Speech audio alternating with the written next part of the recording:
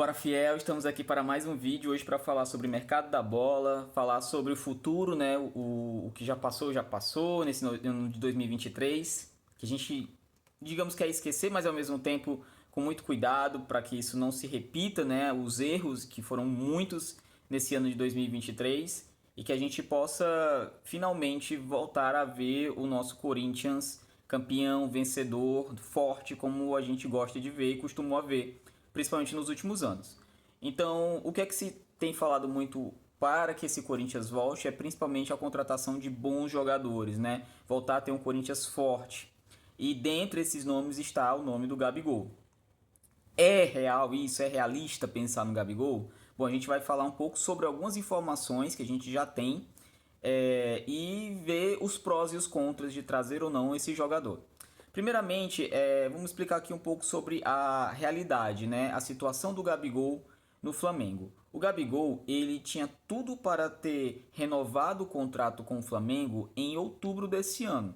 Chegou a ser noticiado no GE que já estava tudo certo e que o contrato iria até 2025 e ele passaria a ter o maior salário do elenco. O salário dele hoje é de 1.600.000 reais, né? É muito dinheiro, é dinheiro de jogador de elenco, ou seja, de contratação, tem jogador por esse valor, certo? Então é como se você tivesse aí pegando um jogador, sei lá, uma revelação ou um jogador mediano de um campeonato por mês para contratar pagando esse jogador. Vale a pena? Eu diria que sim, se dependendo de qual Gabigol a gente está contratando, certo? Ao mesmo tempo, nós já temos alguns jogadores muito caros no elenco e a gente tem que ver o que fazer com esses jogadores. Mas eu não vou entrar tanto nessa seara, porque isso a gente tem que realmente esperar um pouco mais para saber. A gente já sabe que saíram alguns medalhões do Corinthians, o que diminui um pouco a folha, mas a gente precisa de jogadores melhores do que esses que em muitos momentos foram importantes e decisivos para o Corinthians. Então, assim, a gente espera jogador decisivo, a gente espera jogador que faça a diferença.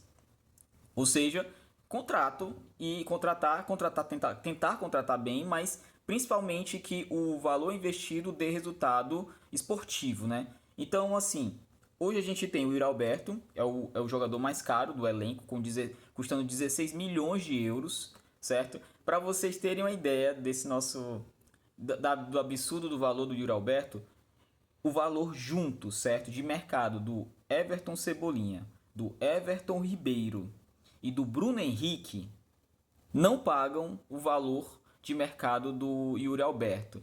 Ou seja, esse jogador Yuri Alberto, ele custa 16 milhões e esses três jogadores, pessoal, no mercado que diz assim, valor de mercado, Bruno Henrique, Everton Cebolinha, lembrando que foi há pouco tempo, alguns anos atrás, o melhor jogador de uma Copa América.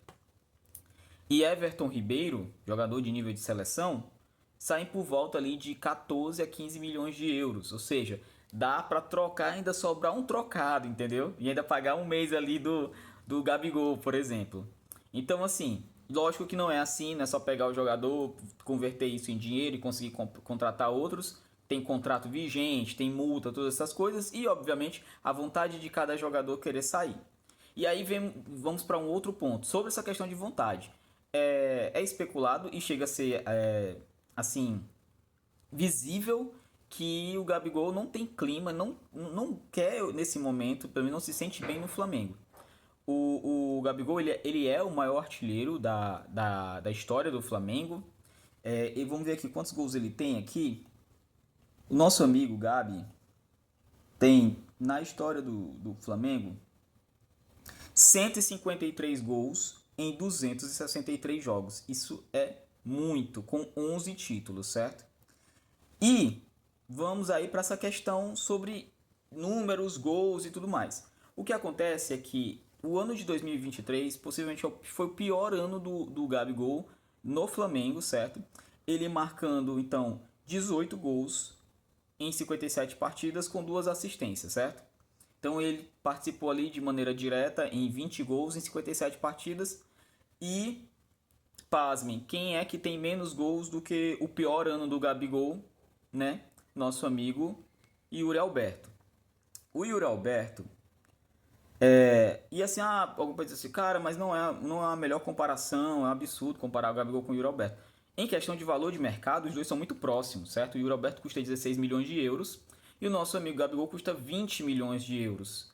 Então, é, tem que se comparar, porque se vale esse valor, tem que ser comparado, certo?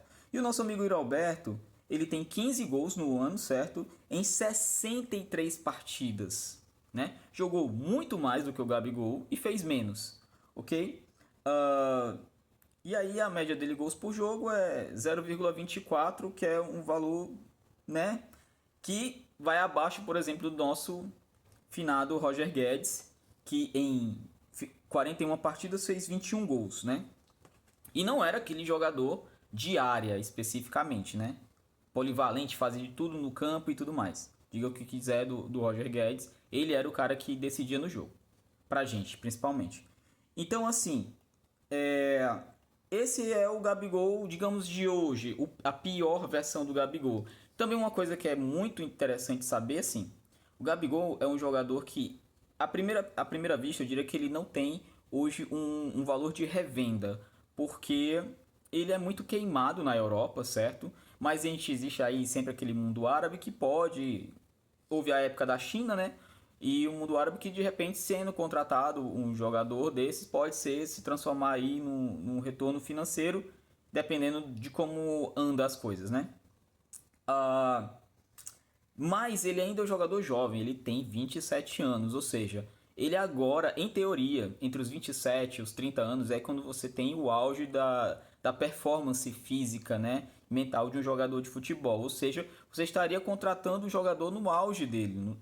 Aí, obviamente, vai depender, a gente pode considerar que o auge do Gabigol foi 2019, e aí vamos falar um pouco sobre isso também.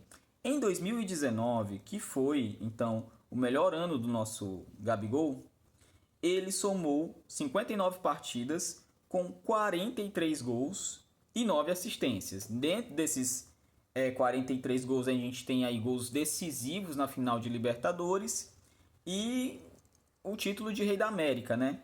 Então, assim, quando a gente pensa no que diz respeito a jogador de futebol por valor, eu diria que sim, é válido um jogador que nem o Gabigol. O problema é, esse jogador vem por um valor alto, com um salário alto, e a gente já tem esse jogador muito caro, o Yuri Alberto, que seria banco dele, né? Ou seja, a gente teria que de alguma maneira ou se desfazer ou tentar achar um jeito jogando com esses dois jogadores, que seria muito estranho, né?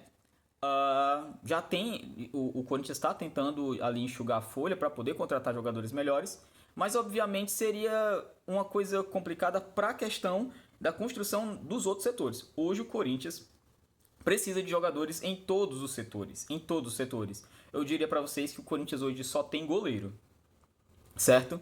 A nossa zaga acaba de sair o Gil, a gente está com um problema sério disso. Os laterais, principalmente, já estava há alguns anos, porque Fábio Santos se aposenta, já se aposentando dentro de jogo, que ele já era um ex-jogador em atividade. Fagner numa fase péssima. Os nossos meios de campo ali, a gente ainda não tem nenhum jogador, tirando o Michael talvez, mas mesmo assim, o Michael também que pode deixar o Corinthians. Nenhum jogador que esteja firmado no elenco. E o ataque, então, está dependendo. Estamos hoje vivendo a Romero dependência. Então, assim, a gente precisa de jogadores. Eu vou falar de outros jogadores, eu vou falar separadamente de cada jogador que possa vir para o elenco, dizendo o que é que eles podem somar, qual a situação em que esse jogador está e quais seriam os prós e os contras, para a gente chegar aqui a uma definição. E eu quero aqui que vocês deixem os comentários de vocês dizendo o que é que vocês pensam, se vale a pena ou não trazer o Gabigol. Isso partindo do princípio que, fechando então agora aqui o nosso vídeo dizendo, o clima do Gabigol no Flamengo, ele, se eu não diria se é insuportável, é próximo disso. Assim, a torcida não gosta dele. No momento, mesmo com tudo que aconteceu, ele que tentou fazer ali uma homenagem, entre aspas, à história do Flamengo, colocou do lado do Zico e não pegou bem. Foi lá, depois de uma derrota, falar com o Dorival numa coletiva. Tem sido um jogador que ele, ao mesmo tempo que é amado pelos seus gols, também é odiado pelas suas atitudes fora do campo. Então, um outro ponto que eu vou deixar agora só para definir, quando o novo presidente fala que o Gabigol tem a cara do Corinthians, eu não concordo, certo? Pense nos últimos, sei lá, 10 anos do Corinthians, quem foi o jogador com o perfil do Gabigol que passou pelo Corinthians e conquistou a torcida e fez história? No Corinthians, a gente quer jogador que seja raçudo, que coma grama e que dê a vida. Não estou dizendo que o Gabigol não tem essa personalidade, mas lembrando, é o jogador que baladeiro, é um jogador que muitas vezes o extracampo acaba influenciando também dentro do jogo. Então, assim, a gente tem que ter cuidado quando pensa só na figura do jogador. Agora, dito isso, eu diria que se vier, a gente tem mais é que agradecer e torcer para que não seja um jogador totalmente ilhado e que a gente tenha pelo menos ali mais quatro peças, eu diria, para que a gente possa formar ali um time competitivo para ganhar uma Copa do Brasil, ganhar uma Sul-Americana, que eu acho que tem que ser visto dessa maneira, para conseguir aí também ter uma vida relativamente tranquila no Campeonato Brasileiro. Uh, Acho que esses são os pontos que eu poderia definir aqui para vocês. A gente já falou aqui então sobre os números dele esse ano, os melhores números dele de ano 2019, que já faz algum tempo, né? Vai fazer então 4, 5 anos. O salário dele hoje, como eu falei para vocês, é de 1 bilhão e 600.